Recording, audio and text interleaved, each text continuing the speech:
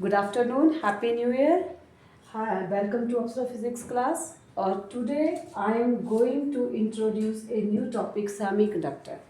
So यहाँ पर जो भी आपके पास ठीक है.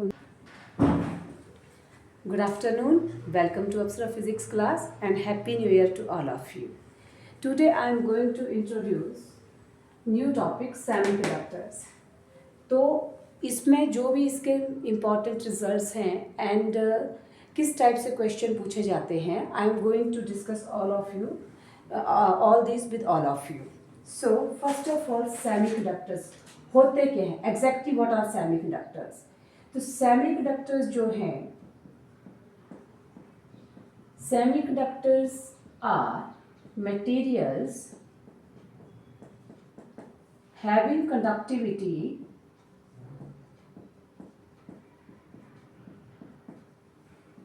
between conductors and insulators. यानी कि सेमीकंडक्टर्स वो सब्सटेंसेस हैं जो कंडक्टर भी बिहेव करते हैं, they behave as conductor as well as insulators. The question is when they behave as conductor and when they behave as insulator. तो जनरली क्या होता है, हमें एक टर्म पता है absolute zero. What is absolute zero? 0 Kelvin और -273.15 Kelvin. इस टेम्परेचर को हम बोलते हैं एब्सोल्यूट जीरो. तो ये जो एब्सोल्यूट जीरो है, इसके ऊपर इस सेमीकंडक्टर मटेरियल्स के all atoms involve in bonding. तो सब एटम जो हैं they are involve in bonding. It means there are no free electrons. अगर वो वहाँ पर फ्री इलेक्ट्रॉन्स नहीं है तो it means they are not conducting, hence it behave as insulator. So when semiconductor behave as insulator at absolute zero, which is 0 Kelvin or -273.15 Kelvin. Now when they behave as conductor, when your semiconductor material is at room temperature.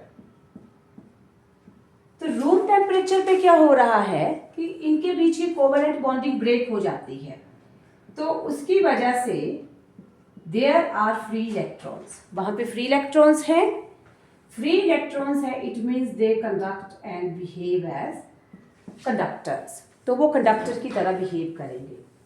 अब क्या है, मैं energy band के basis पे यहाँ पे distinguish करने वाली हूँ कि which material is conductor, which material is insulator and which material is semiconductor. तो एनर्जी बैंड क्या होते हैं? एनर्जी बैंड्स हमारे पास फॉर्म होते हैं because of the intermixing of atoms. होता क्या है, जब आपका सेमीकंडक्टर मटेरियल बनता है, जब हम क्रिस्टल बनाते हैं, तो क्रिस्टल ड्यूरिंग दैट प्रोसेस जो एटम्स हैं दे आर कमिंग क्लोज. जब वो क्लोज होते हैं तो उनकी इंटरमिक्सिंग होती है. उनकी इंटरमिक्सिंग कैसे होती है, जो एटम्स के वेरियस एनर्जी लेवल्स हैं वो मिक्स हो जाते हैं, वो क्लोज आ जाते हैं एक दूसरे के. तो एटम्स के अंदर वो जो एनर्जी लेवल्स हैं वो इतने क्राउड हो जाते हैं कि उनकी क्राउडिंग से वहाँ पे फॉर्मेशन होती है एनर्जी बैंड्स की. तो हम बात करेंगे अब टॉप और बॉटम वाले बैंड की. यहां पर जो बैंड्स हमारे बॉटम पे मिलते हैं उसको बोलते हैं हम बैलेंस बैंड, एंड जो बैंड हमें टॉप पे मिलता है उसको हम बोलते हैं कंडक्शन बैंड. कैसे, जैसे एलिमेंट्स में आप इलेक्ट्रॉनिक कॉन्फ़िगरेशन फिल करते हैं 1s2, 2s2, 2p6, तो वेरियस एनर्जी लेवल्स में आप इलेक्ट्रॉन्स की फिलिंग कर रहे हैं. तो ग्राउंड स्टेट पे आपके जो लेवल्स हैं दे आर कंप्लीटली फिल्ड और हायर एनर्जी लेवल्स जो होते हैं वो एम्प्टी। तो वहीं से ये जो हमारा बैलेंस बैंड है जो वेरियस एनर्जी लेवल्स की क्राउडिंग से बना हुआ है, दिस इज कंप्लीटली फिल्ड। तो बैलेंस बैंड क्या है? कंप्लीटली फिल्ड बैंड, जो लोअर हमारा ग्राउंड स्टेट पे है, लोअर एनर्जी बैंड जो कि कंप्लीटली फिल्ड है, और कंडक्शन बैंड जो होता है हमारा ऑलमोस्ट कंप्लीटली, और you can say partially empty, ये एम्प्टी होता है। अब बैलेंस बैंड में इलेक्ट्रॉन्स हैं, कंडक्शन बैंड एम्प्टी है। इसी बेस पे हम मटेरियल्स को कंडक्टर्स, इंसुलेटर्स एंड सेमीकंडक्टर्स जो है वो कैटेगराइज करते हैं।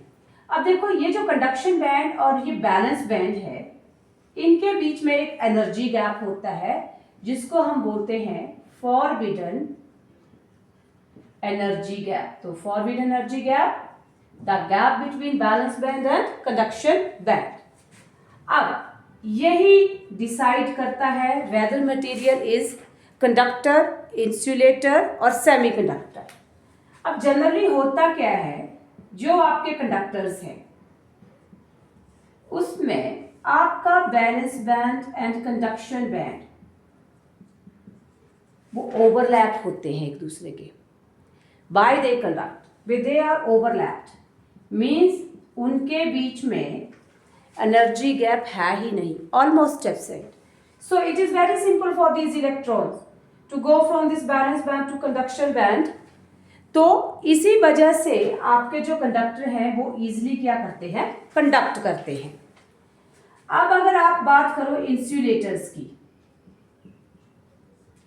तो ये है conduction band, this is balance band, और ये आपका फॉरबिडन एनर्जी गैप। तो हुआ क्या, इंसुलेटर में ये जो फॉरबिडन एनर्जी गैप है आपका, this is more than 3 electron volt. पूछते हैं what is the value of energy gap between balance band and conduction band for insulator? Most probably it is greater than 3 electron volt, and this value of energy is very high. Normal temperature पे not possible for this balanced electron, even on the application of electric field, not possible for this balance band electron to gain this to gain such amount of energy to cover this gap. तो ये electron जो हैं वो balance band से conduction band में jump कर ही नहीं पाते हैं, जिसकी वजह से ये बिहेव करता है इंसुलेटर मटेरियल। अब डायमंड के लिए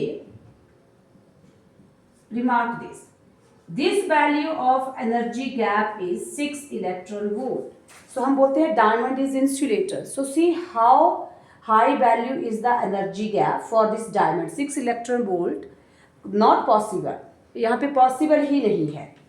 फिर उसके बाद सेमीकंडक्टर्स। अब मटेरियल जो है हम बोल रहे हैं semiconductor behave between conductors and insulator.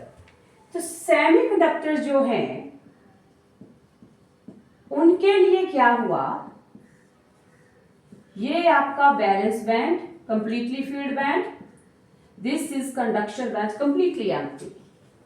अब ये जो फॉरबिडन एनर्जी गैप है, दिस इज 1.1 इलेक्ट्रॉन वोल्ट।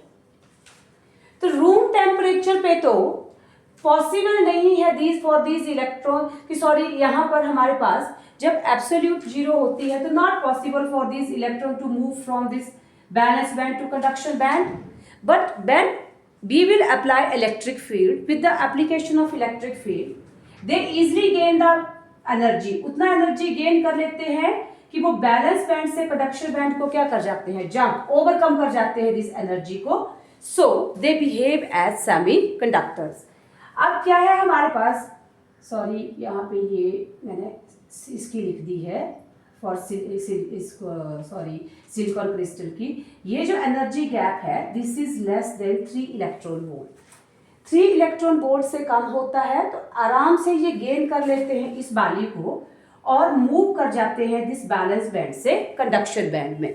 अब यही जो फॉरबिडन एनर्जी गैप है ये सिलिकॉन के लिए होता है 1.1 इलेक्ट्रॉन वोल्ट। तो easily they will move from this to this when we will apply electric field. And for germanium, this value is 0.7 electron volt, sorry ये वैल्यू जो है 7 इलेक्ट्रॉन वोल्ट है। तो पूछा जाता है जनरली वैल्यूज ही यहाँ पे मेनली हमारे पास पॉसिबल आती है कि what is the value of forbidden energy gap for silicon, what is the value for germanium, and what is the value of this gap for insulator, for this diamond. तो ये यहाँ पर जो भी वैल्यूज हैं मैं यहाँ पे इनको रिमार्क कर रही हूँ। तो इस बेस पे एनर्जी बैंड के बेस पे हम इनको कैटेगराइज करते हैं। They are behaving as conductors, semiconductors और इंसुलेटर्स। अब आफ्टर दैट हम इनकी कंडक्टिविटी की बात करते हैं। तो सेमीकंडक्टर्स और एक है हमारे कंडक्टर्स। टेम्परेचर डिपेंडेंस, इनका टेम्परेचर के ऊपर क्या डिपेंडेंस है, क्योंकि हम बोल रहे हैं semiconductor material at room temperature they behave as conductors. Generally क्या है, जो हमारे कंडक्टर्स होते हैं उनकी रेजिस्टिविटी ऑफ सेमीकंडक्टर्स, जो कंडक्टर की रेजिस्टिविटी है that is directly proportional to temperature. हमारे जो कंडक्टर हैं उनका रेजिस्टेंस डिक्रीज करता है with temperature. It means their conductivity is inversely proportional to temperature. Main results हैं। और semiconductor की resistivity that is inversely proportional to temperature, so their conductivity is directly proportional to temperature. ये हमारे पास यहाँ पे result है। तो बेसिकली क्वेश्चन क्या पूछा जाता है आपसे, गिवन होगा कि you have to material copper and silicon, तो दे विल आस्क कि किसकी conductivity with rising temperature increase हो रही, डिक्रीज हो रही, या whose resistivity is increasing with rise of temperature या विद डिक्लाइन ऑफ टेम्परेचर। तो generally we have to keep them in mind कि resistivity of temperature directly depend on this T and resistivity of semiconductor is inversely proportional to temperature. फिर next हमारे पास term आती है intrinsic and extrinsic semiconductor. One by one I am going to relate all these terms. Semiconductors, intrinsic semiconductor and extrinsic semiconductor.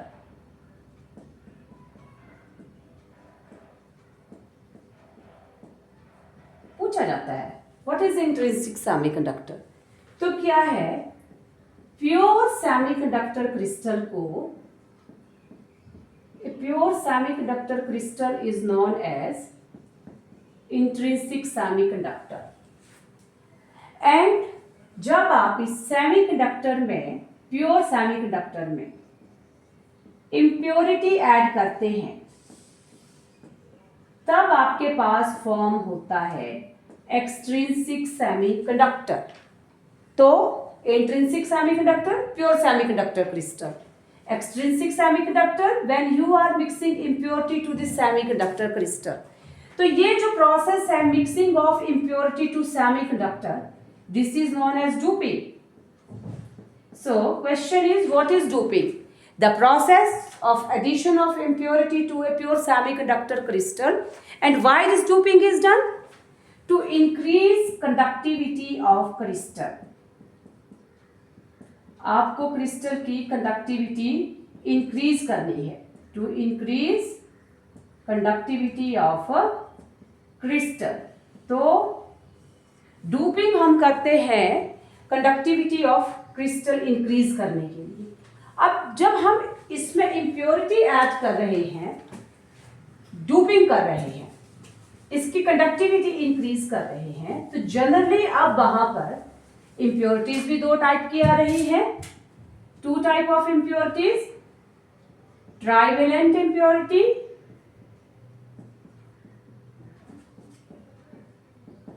And pentavalent impurity.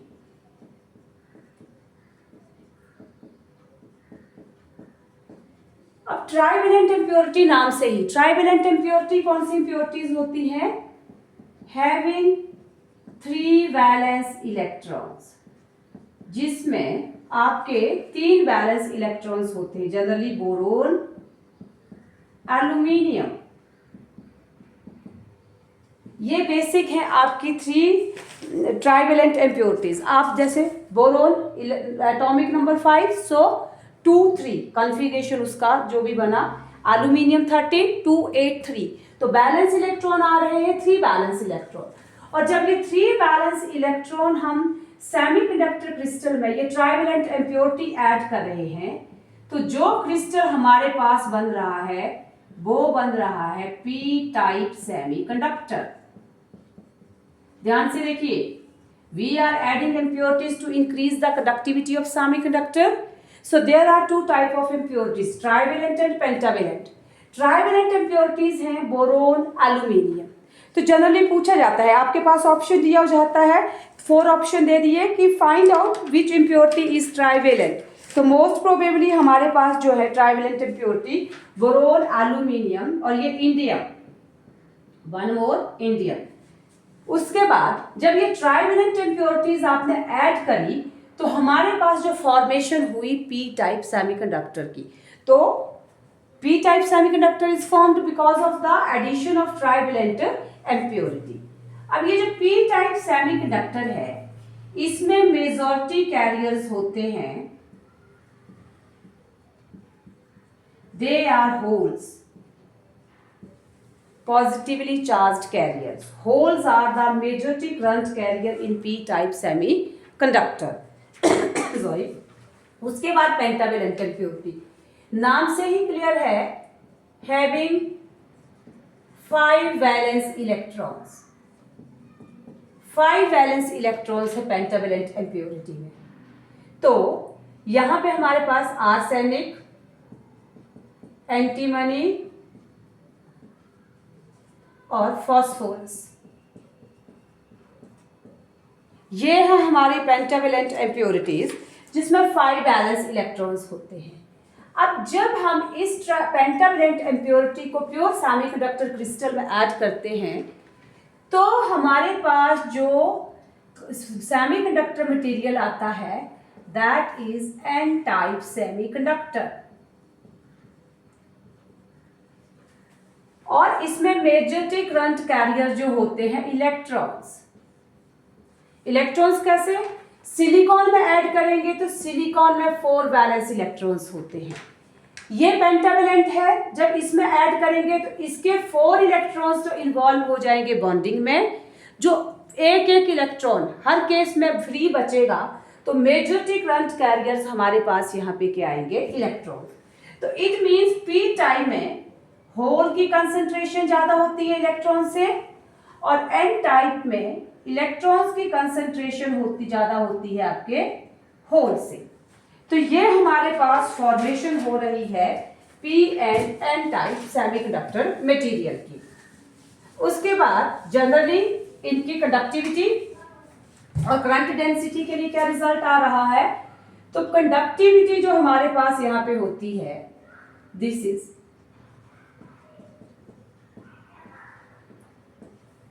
is the conductivity of semiconducting material। ये semiconducting material की conductivity है हमारे पास। और एक आती है इनकी current density.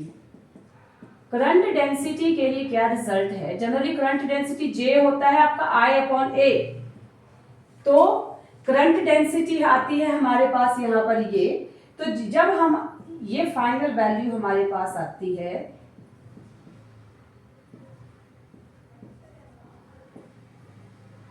Sorry J यहाँ पर हमारे पास I/A, तो ये हमारे पास नहीं 2 मिनट।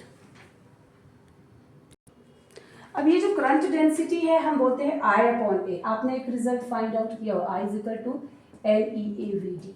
तो जब आपको यहाँ पे सब्स्टिट्यूट करोगे इसको, तो आपके पास करंट डेंसिटी के लिए ये रिलेशनशिप आएगा। So this is the current density, this is the conductivity of semiconductor material. So these are the basic information and basic results for P and N type semiconductors. So hope you like this whole content. So please like it and subscribe it. Thank you.